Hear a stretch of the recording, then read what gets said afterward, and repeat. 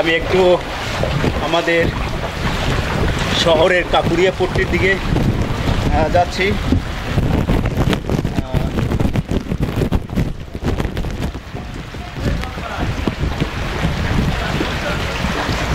ওটা না একটু কম উঠছে, তবে এই মুহূর্তে আমি একটু কাপুরিয়া পট্টির দিকে আসছি।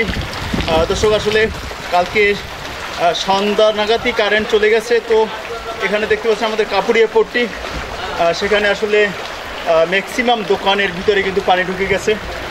এখানে দেখতে পাচ্ছেন আমরা এক ভাই, কি অবস্থা আসলে? আর পানি সব দোকানের ভিতর ঢুকছে, পানি কোনো দোকান বাকি নেই, সব দোকানে ঢুকে গেছে। হ্যাঁ, এই যে এই সাইডের দোকানে বেশি ঢুকছে, এই সাইডের দোকানে, আমাদের এই পাশের দোকান তো একটু উঁচা, ঢুকতে পারে না। এই সাইডের দোকানে সব দোকানের ভিতরে পানি জানি উঠে একেবারে ভরে গেছে ভাই। আমরা খুব বিপদের ভিতর আছি, আমাদের দোকানের ব্যবসা বাণিজ্য। আচ্ছা, আমরা তো আসলে পিরিজপুরবাসী এরকম পানিবদ্ধ জলবদ্ধ দেখিনি, আসলে আমরা কখনো দেখিনি। আমার জীবনে আমি এই প্রথম দেখছি ভাই এত পানি। এর কারণ কি? এর কারণ হলে আমাদের পানি নিষ্কাশনের কোনো ব্যবস্থা সুব্যবস্থা নাই। খাল টাল অনেকগুলো খাল হয়তো ভরে গেছে এবং পানি পরিষ্কার পরিচ্ছন্নতার অভাবের কারণে এই জলবদ্ধতা আমাদের।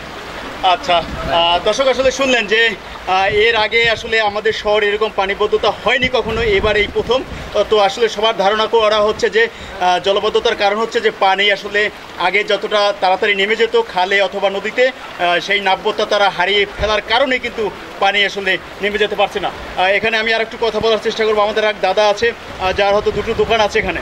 দাদা, কি অবস্থা? পানিতে সব তলিয়ে গেছেন।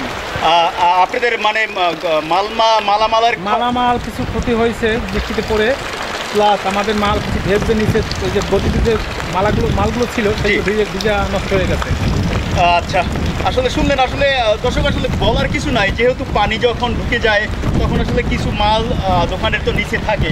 আর দেখতে পাচ্ছেন যে এখানে কাপুরিয়া পট্টিতে হাঁটু সমান পানি, যেহেতু তার প্রত্যেকটা দোকানে কিন্তু আসলে পানি ঢুকে গেছে। এখানে আমি একটু দেখানোর চেষ্টা করি।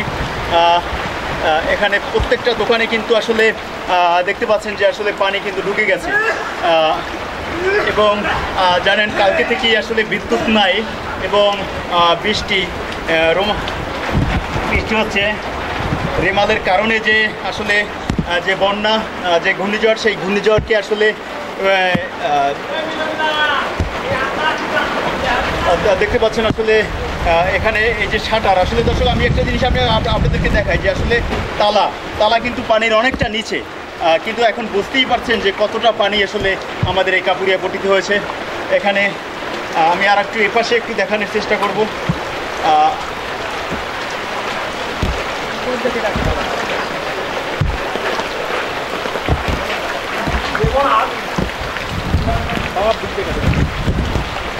আমি একটু অন্য রোডে যেতে চাই।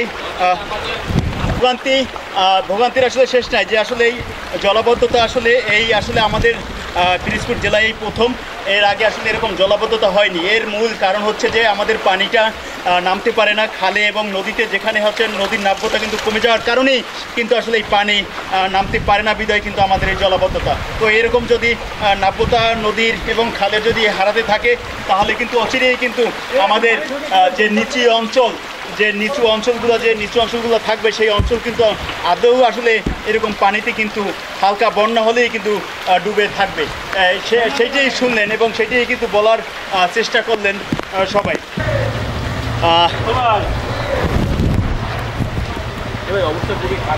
দর্শক, এই মুহূর্তে আমি আপনাদেরকে যেখানে দেখাচ্ছি, এটি হচ্ছে আমাদের জেলার পোস্ট অফিস রোডের আপনি দেখতে পাচ্ছেন যে আসলে সবচেয়ে জলাবদ্ধতা বেশি, হাঁটু সমান পানি। এখানে দেখতে পাচ্ছেন যে জলাবদ্ধতা কতটা একটা বেশি। তো সবাই যে কথাটি বলছে, আসলে সর্বোপরি আসলে কথাটা বলছে যে আসলে জলাবদ্ধতা হওয়ার কারণ মূল হচ্ছে যে আমাদের পানি নিষ্কাশন ব্যবস্থাটা আসলে খুব দুর্বল। যেহেতু নাব্যতা নাই, নদীর এবং খাল বিলের নাব্যতা না থাকার কারণে কিন্তু জোয়ারের পানিটাই কিন্তু শহরে উঠে পড়ছেন।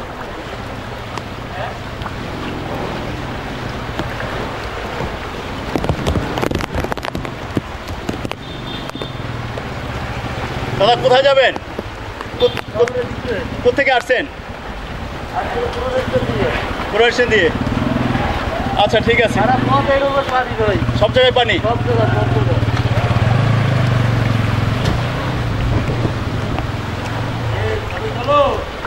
কোথায় যান? আচ্ছা ঠিক আছে। বাসার কি অবস্থা আপনার?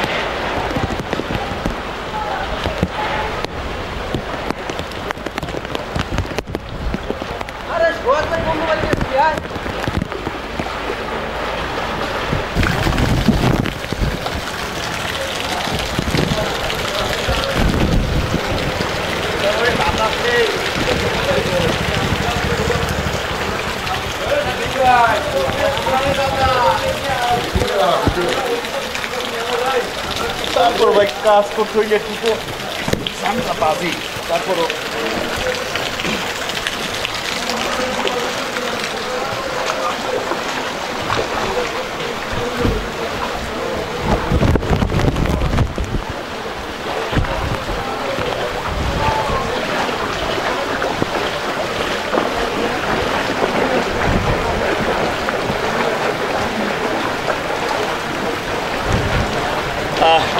দর্শক, এই মুহূর্তে আমি রয়েছি আমাদের পিরোজপুর জেলার যে পুরান পৌরসভা রোডটি, সেই রোডে আমরা রয়েছি। আসলে ঘূর্ণিঝড় রেমালের প্রভাবে যে জলবদ্ধতা আপনারা দেখতে পাচ্ছেন, যে আসলে আমাদের এই পিরোজপুর পৌরসভার পুরাতন পৌরসভা রোড, সেই রোডটি কিন্তু আসলে প্লাবিত হয়েছে।